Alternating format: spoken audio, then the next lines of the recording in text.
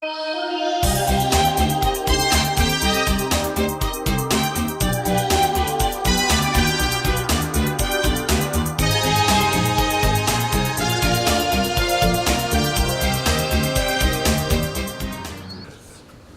Monsieur Mouillet, vous êtes sénateur-maire de Montcoutan, d'une ville de 3300 habitants.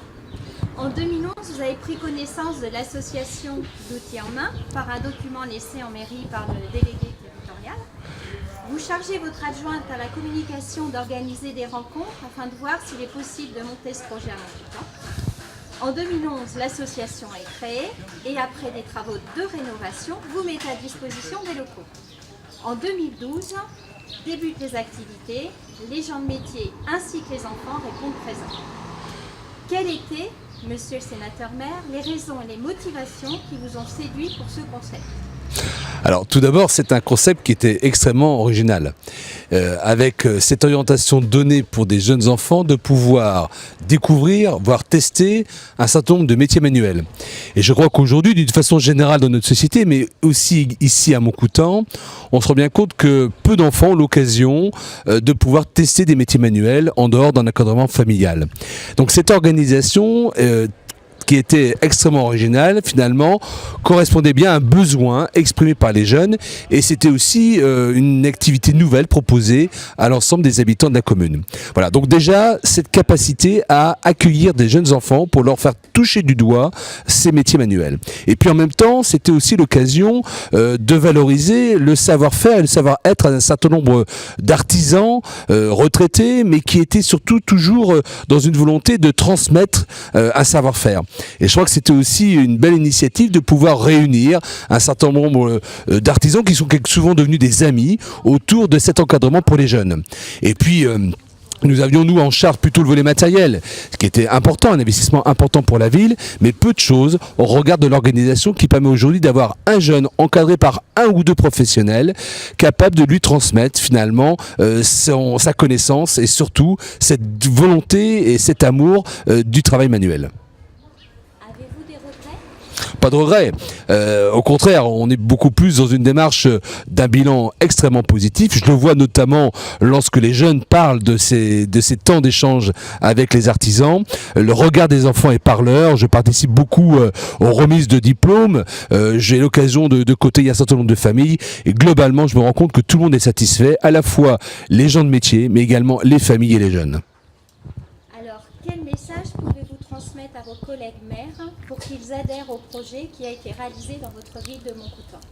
Je crois que le mieux déjà, je pense que pour des élus qui s'intéressent au sujet, c'est d'aller voir sur d'autres villes des organisations existantes. Ça leur permet de pouvoir très concrètement se rendre compte de l'organisation et de la qualité des échanges. Donc je crois que c'est avant tout nécessaire d'aller voir les organisations existantes. Mais en même temps, je crois qu'il faut qu'ils aient en tête que nous contribuons, nous les élus, finalement, au développement de l'éducation des jeunes à travers les activités et les animations proposées dans nos villes. Donc c'est aussi une activité nouvelle et avec un bilan très rapidement palpable, positif. Et donc je crois que les échanges entre élus doivent permettre finalement de tirer un bilan favorable et donner envie à d'autres collectivités de s'impliquer.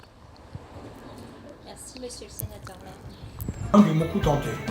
Notre activité a débuté début octobre 2012 avec 50 bénévoles appelés GDM, gens de métier, et 18 enfants.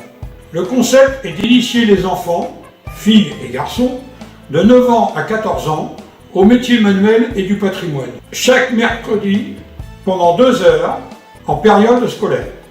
Au cours de ces 2 années, ils découvrent nos 12 ateliers et réalisent des objets qu'ils emportent ou réalisent des travaux collectifs, puits, moulins, etc. Nous sommes fédérés au sein d'une union nationale qui, à ce jour, est constituée d'environ 140 associations. Cette initiation est réalisée dans de vrais ateliers, avec de vrais outils et par de vrais professionnels, artisans et compagnons retraités. C'est une rencontre intergénérationnelle où tout le monde y trouve son compte. La municipalité a mis à disposition 250 m² et à la rentrée de septembre 2016, nous disposerons de 350 m², ce qui va nous permettre d'accueillir 30 enfants et 90 GDM. Nous avons obtenu différentes aides de collectivités, d'organismes sociaux et de partenaires privés. Les inscriptions d'enfants sont complètes pour la rentrée de septembre 2016 et septembre 2017, d'où l'importance de créer des outils en main sur notre territoire. Notre association a obtenu le rescrit, ce qui permet aux entreprises de nous faire un don qui est déductible à 60% des impôts sur les sociétés, ou possibilité également de du télé sur 3 ans s'il n'y a pas de bénéfice, ou à 66% pour un don personnel. Que faut-il pour réussir une création d'outils en main qui fonctionne? D'abord, je dirais être conquis par le concept.